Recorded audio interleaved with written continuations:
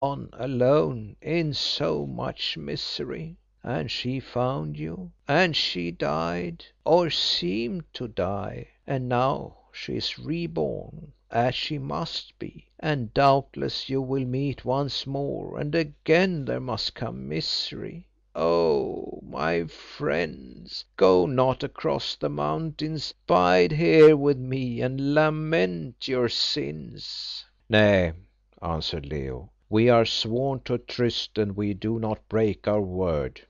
"Oh, then, brethren, go keep your tryst, and when you have reaped its harvest, think upon my sayings, for I am sure that the wine you crush from the vintage of your desire will run red like blood, and that in its drinking you shall find neither forgetfulness nor peace, made blind by a passion of which well I know the sting, and power, you seek to add a fair-faced evil to your lives, thinking that from this unity there shall be born all knowledge and great joy.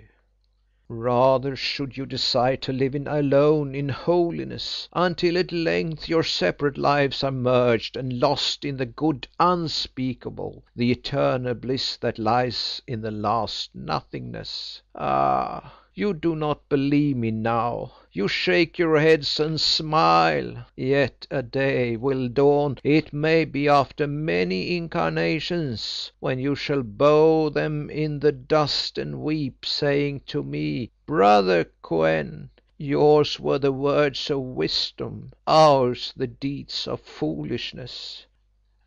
And with a deep sigh the old man turned and left us.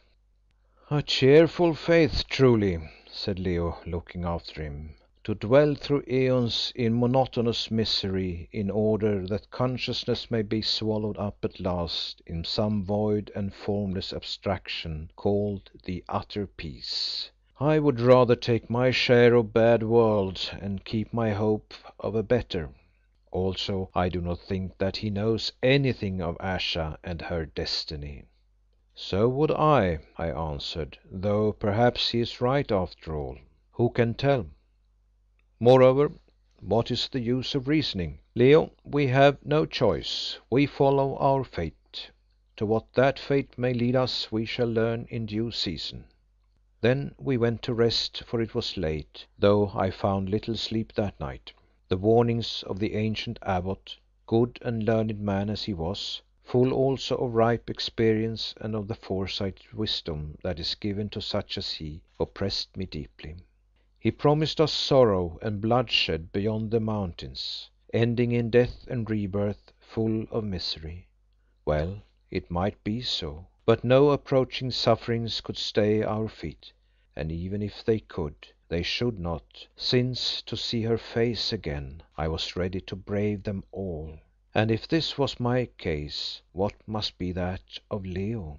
A strange theory that of Kou en's, that Ayesha was the goddess in old Egypt to whom Kallikrates was priest, or at the least her representative; that the royal Amenartas, with whom he fled, seduced him from the goddess to whom he was sworn; that this goddess incarnate in Ayesha, or using the woman Ayesha and her passions as her instruments, was avenged upon them both at Kôr, and that there, in an after age, the bolt she shot fell back upon her own head.